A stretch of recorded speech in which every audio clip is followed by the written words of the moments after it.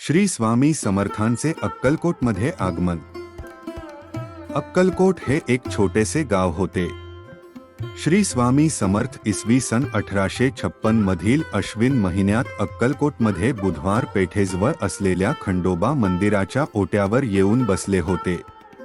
त्यावेळी रस्त्यावरून काही गुराखी चालले होते। त्यांना स्वामींनी विचारले, काय हो, आम्ही तुमच्या गावात यावे का? तेव्हा गुराखीने त्यांना उत्तर दिले, नक्की या, आमच्या घरची भाजी भाकरी खा। पण श्री स्वामी समर्थ गावात गेले नाही। उशाशी एक दगड घेऊन ते रात्रभर त्या ओट्यावरच झोपून राहिले। दुसऱ्या दिवशी सकाळी स्वामी समर्थ आल्याचे वृत्त समजल्यावर पुराणिक वगैरे सर्व मंडळी त्यांना भेटाव्यास आली। पुराणिकांनी स्वामींना आदराने आपल्या घरी नेले। तेथे त्यांची पत्नी नीराबाई हिने त्यांचे स्वागत केले आणि बशीत लाडू आणून दिला। स्वामींनी तो लाडू खाल्ला। स्वामींनी तो लाडू खाल्ल्यावर त्या उभयतांचे भाग्य उजळले। त्यानंतर स्वामी जवळच्या गणपती मंदिरात निघून गेले।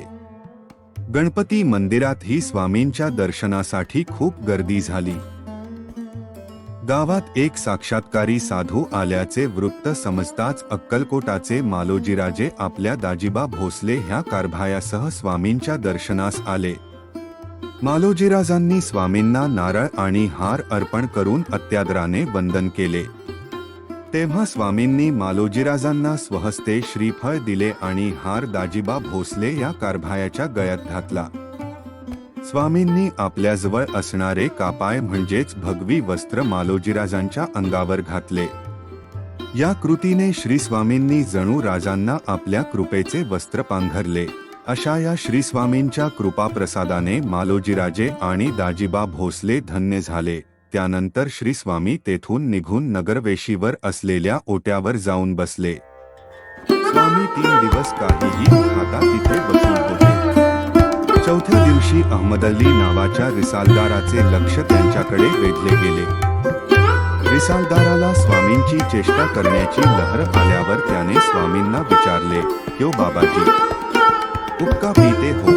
तेव्हा स्वामी उत्तरले, हा जरूर, क्यों नहीं। तेव्हा त्याने अग्नी घालता एक चिलीम स्वामींना दिली। स्वामी पुढे काय करतात हे तो कुतूहलाने पाहत होता। त्याचे कप्त स्वामींच्या लक्षात आल्यामुळे त्यांनी काहीही बोलता चिलीम ओढली। स्वामींनी चिलीम ओढल्यावर त्यातून धूर बाहेर पडू लागला। चिलीममधून धूर निघताना बघून रिसालदार घाबरला। स्वामी कोणीतरी सत्पुरुष आहेत आणि आपण उगीचच त्यांची परीक्षा घेतली या विचाराने तो स्वामींना शरण गेला। स्वामींना शरण गेल्यावर रिसालदाराने स्वामींचे पाय धरले आणि त्यांची क्षमा मागितली, कारण त्याच्या मनात स्वामीविषयी भक्तिभाव निर्माण झाला होता। तुम्हाला ही कथा आवडली असेल तर आमच्या चॅनलला सबस्क्राईब, लाईक आणि शेअर करायला विसरू नका। धन्यवाद।